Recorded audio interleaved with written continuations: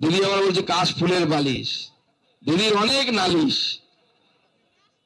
এখন সবাই বলছে পিসি পিসি ডাক পারি, পিসি করে ফাইল চুরি, পিসি পিসি ডাক পারি, পিসি করে ফাইল চুরি, আইরে পিসি ফিরে আয়, মানুষ তোকে দিবে বিদায়।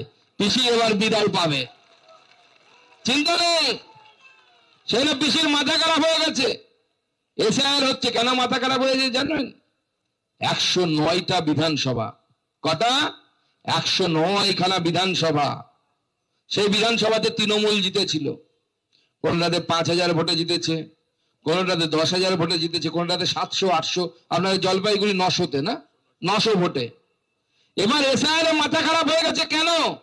এসআইআর যখন মরে যাওয়া ভোটার, মৃত ভোটারের নাম কেটে দিচ্ছে, যখন এখানে থাকে না অন্য জায়গায় চলে গেছে তার নাম কেটে দিচ্ছে, সব নাম যখন কেটে দিচ্ছে, কেটে দেওয়ার পর দেখা গেল 58 লক্ষ লোকের নাম, 58 লক্ষ লোকের নাম বাদ চলে গেছে।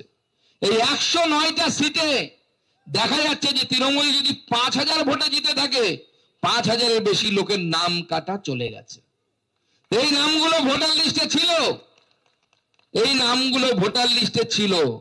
ছাপ্পা কে মারতো? বিজেপি কি ছাপ্পা মারতো? বিজেপি ছাপ্পা মারে? টিএমসি ছাপ্পা মারে। তাই নির্বাচন কমিশন এবার এমন ধাপ্পা দিয়ে দিয়েছে, দিদিমণির ছাপ্পা মাথা থেকে বেরিয়ে গেছে।